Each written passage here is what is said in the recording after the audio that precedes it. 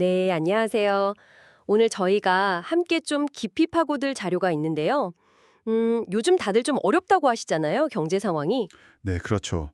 체감 경기가 많이 안 좋죠. 특히 이커머스 분야 계신 분들은 더 그러실 텐데, 비용 절감, 그중에서도 고객 서비스, CS 비용을 어떻게 줄일 수 있을까, 이 고민을 많이 하실 것 같아요.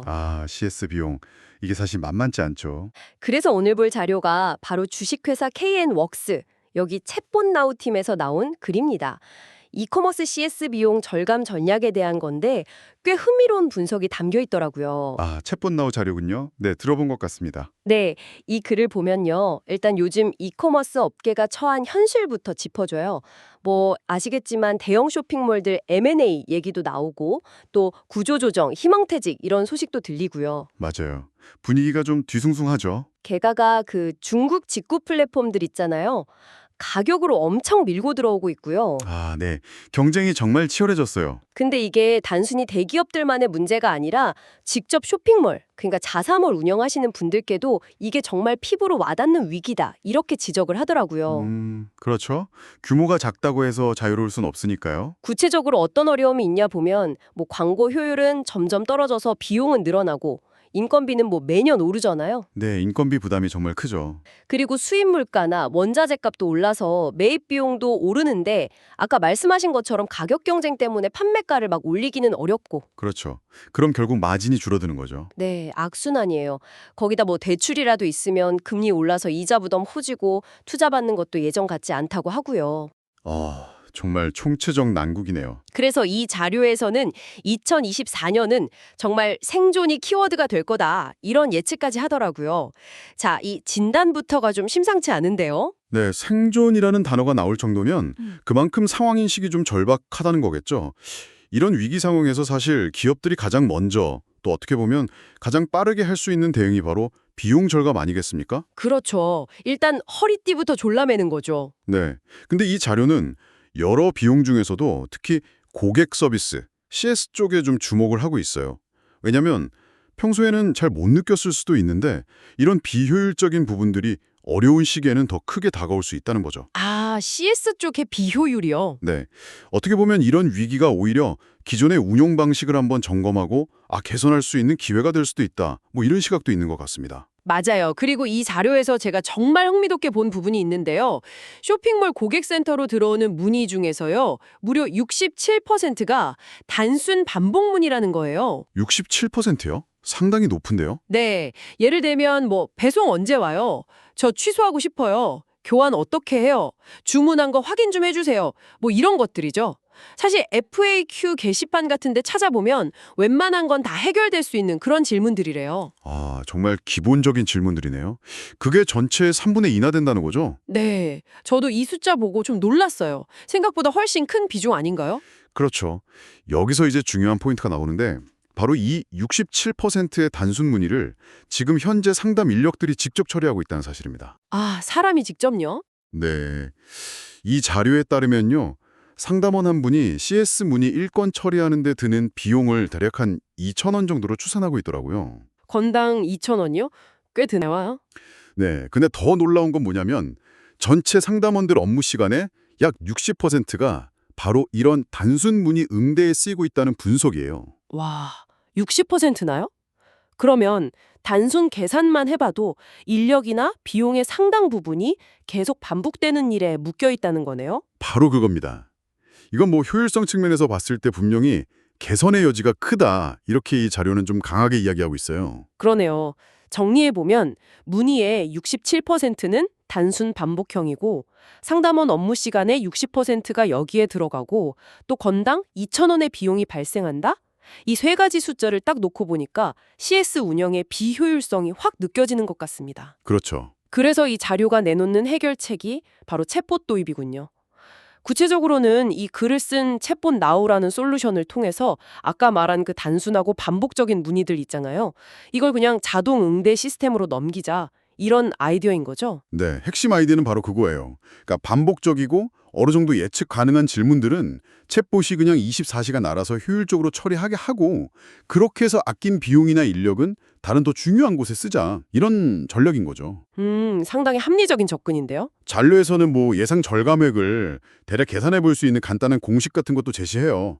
예를 들면 이제 하루 평균 CS 문의 건수 곱하기 60% 단순 문의 처리 비중 곱하기 2,000원 건당 처리 비용 뭐 이런 식으로요. 아, 네. 물론 이건 아주 계략적인 추산 방식이긴 한데 그래도 당신의 쇼핑몰 일일 문의량이 어느 정도인지 안다면 대충 이 정도 비용 절감이 가능하겠구나 하고 감을 잡아볼 수는 있겠죠.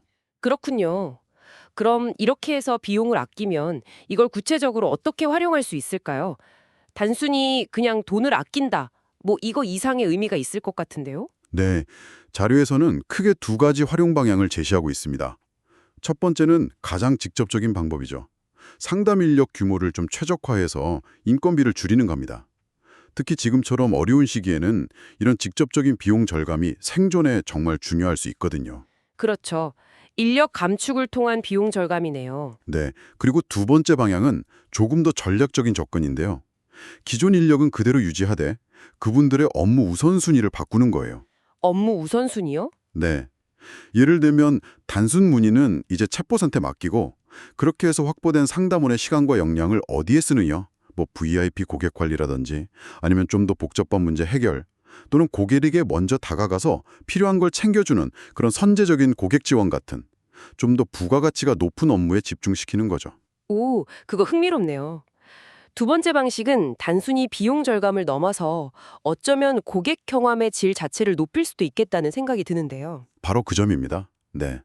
단기적으로 보면 비용 절감 효과가 제일 눈에 띄겠지만 장기적으로 봤을 때는 고객 만족도를 높이고 또 브랜드에 대한 충성도까지 올릴 수 있는 그런 가능성을 가지고 있는 거죠. 하긴 맨날 똑같은 질문에 답하느라 지친 상담원보다는 뭔가 좀 더 의미 있는 고객 소통에 집중하는 상담원이 아무래도 더 나은 서비스를 제공할 가능성이 높지 않을까요? 그렇죠.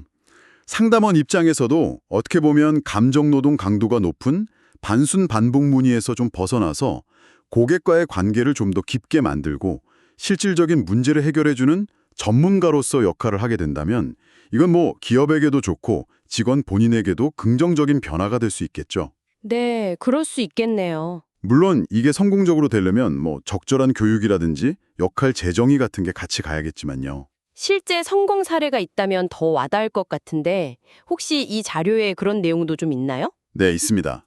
이 챗봇 나우를 도입한 고객사들의 구체적인 비용 절감 데이터가 제시되어 있는데요.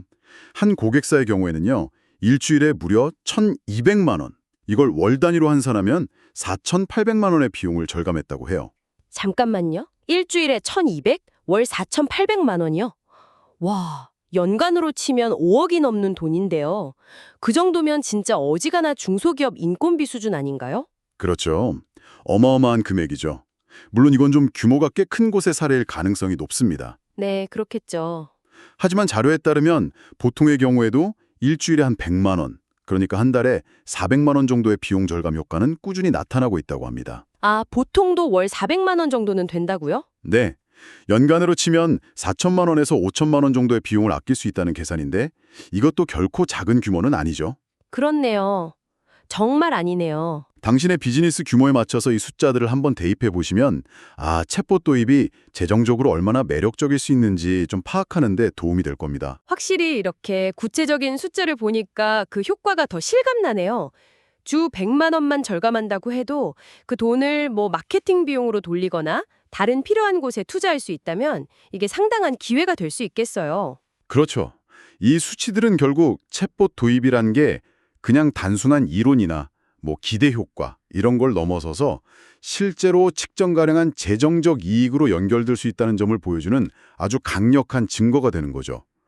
특히 요즘처럼 생존이 화두인 경영 환경에서는 이런 구체적인 ROI, 즉 투자 수익률 데이터가 의사결정에 큰 영향을 미칠 수밖에 없거든요. 네, 맞아요. 다만 여기서 한 가지 좀 짚고 넘어가야 할 점이 있는데요. 이 자료는 아무래도 특정 솔루션, 그러니까 챗봇 나우, 제공사의 관점에서 작성된 거잖아요. 아, 그렇죠. 자기들 솔루션 홍보 목적도 있겠죠. 네. 당연히 좀 긍정적인 측면이나 성공 사례를 부각하고 있을 가능성이 높습니다. 아, 그 점도 고려해야겠네요. 그럼 이게 모든 쇼핑몰에서 다 똑같은 효과를 기대하기는 좀 어렵다는 말씀이시죠? 그렇습니다. 쇼핑몰의 규모라든지 아니면 판매하는 상품의 종류, 예를 들어 뭐 고관여 제품이냐, 저관여 제품이냐, 또 주 고객층의 연령대나 디지털 기기 활용 능력 같은 거에 따라서 챗봇의 효율성이나 비용 절감 효과는 분명히 달라질 수 있어요. 예를 들면 어떤 게 있을까요? 뭐 아주 복잡한 기술 지원이 필요한 제품을 판다면 애초에 단순 문의 비중 자체가 낮을 수도 있고요. 또 만약에 고령층 고객이 많다면 챗봇 사용 자체에 대한 거부감이 있을 수도 있겠죠. 아, 그럴 수 있겠네요. 네. 따라서 이 자료는 챗봇 도입의 어떤 잠재력과 긍정적인 사례를 보여주는 것으로 이해하고 이걸 당신의 비즈니스 상황에 맞게 좀 비판적으로 검토해 볼 필요가 있다는 겁니다. 그렇다면 이 자료를 통해서 우리가 던져봐야 할 핵심 질문은 뭘까요? 단순히 우리도 챗봇 도입해야 하나? 뭐 이거 이상일 것 같은데요. 좋은 질문입니다. 저는 크게 두 가지 질문을 던져볼 수 있다고 생각해요. 첫째는 우리 비즈니스에서 발생하는 고객 문의의 패턴은 과연 어떤가? 그중에서 자동화가 가능한 영역은 어디고 또 반대로 인간적인 접촉이 반드시 필요한 영역은 어딘가? 이걸 좀 구분해야 한다는 거죠. 아, 무조건 자동화가 능사는 아니라는 거군요. 그렇죠. 단순히 전체 문의의 몇 퍼센트가 단순하냐? 이걸 넘어서서 어떤 유형의 문의를 자동화했을 때 효과가 크고 또 어떤 문의는 오히려 사람이 직접 응대하는 것이 고객 경험에 더 도움이 될지 이거 좀 깊이 고민해야 합니다. 네. 그리고 두 번째 질문은요. 두 번째는 그렇게 자동화를 통해서 확보된 자원, 그러니까 비용이나 시간, 인력을 어떻게 활용하는 것이 우리에게 가장 전략적인가 하는 질문입니다. 단순히 그냥 인력을 줄여서 비용을 아낄 것인가 아니면 아까 말씀하신 것처럼 좀 더 높은 부가가치를 창출하는 방향으로 재배치할 것인가 이건 좀 장기적인 관점에서 신중하게 결정해야 할 문제죠. 그렇긴요. 문의 패턴 분석과 자원 활용 전략 이 두 가지가 핵심이네요. 네, 맞습니다. 자, 오늘 저희가 함께 살펴본 이 챗봇 나우 자료의 핵심 내용을 다시 한번 정리해보죠. 이커머스 업계가 직면한 여러 경영난 속에서 CS 비용 절감은 굉장히 중요한 생존 과제다. 네, 그리고 이 자료는 그 해결책 중 하나로 전체 문의의 상당 부분, 약 67%를 차지하는 단순 반복 문의를 챗봇으로 자동화하는 방안을 제시했습니다. 그렇죠. 상담원 업무의 60%가 여기에 투입되고 건당 약 2,000원의 비용이 든다는 점을 고려하면 자동화를 통한 비용 절감 잠재력이 상당하다. 이게 주장의 핵심이었죠. 네, 실제 도입 사례를 보니까 주당 수백만 원에서 많게는 1,000만 원 이상의 비용 절감이 가능하다는 구체적인 데이터도 확인했고요. 맞습니다. 그리고 이렇게 절감된 자원은 단순히 비용 감축으로 끝나는 게 아니라 어쩌면 기존 인력을 좀 더 고부가가치 업무에 재배치해서 서비스 품질이나 고객 만족도를 높이는 그런 전략적인 자산으로 활용될 수도 있다는 점도 중요하고요. 네. 물론 이 모든 것은 각 비즈니스의 특성이나 상황에 맞게 신중하게 고려되어야 한다는 점도 다시 한번 강조하고 싶습니다. 그럼 이 분석이 지금 듣고 계신 당신에게 시사하는 바는 무엇일까요? 만약 당신이 이커머스 사업을 하고 계시다면 당장이라도 우리 회사 CS 데이터를 한번 들여다볼 필요가 있겠습니다. 네, 그렇죠. 우리 회사엔 단순 문의 비중이 얼마나 될까?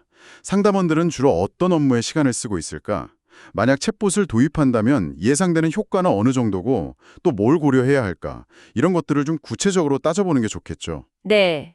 그리고 이 논의는 사실 비단 이커머스나 CS 분야에만 해당되는 얘기는 아니에요.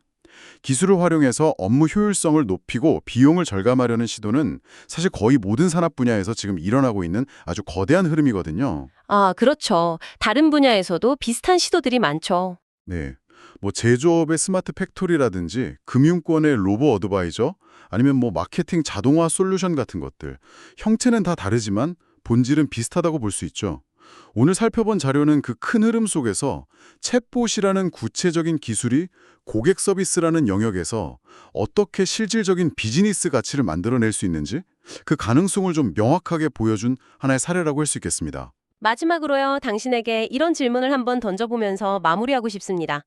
오늘 저희가 이야기 나눈 이 쇼핑몰 CS 사례처럼 혹시 당신의 업무나 혹은 일상 속에도 자동화하거나 더 효율적으로 만들 수 있는 그런 단순 반복적인 부분이 숨어 있지는 않을까요? 생각해 볼 만한 질문이네요. 네. 그게 뭐 고객 응대일 수도 있고 아니면 매일 작성하는 어떤 보고서일 수도 있고 혹은 뭐 데이터 정리 작업 같은 것일 수도 있습니다. 어쩌면 그 안에 당신이 좀 더 중요하고 창의적인 일에 집중할 수 있는 그런 시간과 에너지를 확보할 기회가 숨어 있을지도 모르고요. 또는 예상치 못한 비용 절감의 실마리가 있을 수도 있겠죠. 네, 맞아요. 잠시 시간을 내서 당신의 워크플로우를 한번 쭉 되짚어 보는 것은 어떨까요? 네, 좋은 제안인 것 같습니다. 오늘 저희가 준비한 이야기는 여기까지입니다. 다음 시간에도 당신의 지적 호기심을 자극할 만한 흥미로운 자료와 함께 다시 돌아오겠습니다.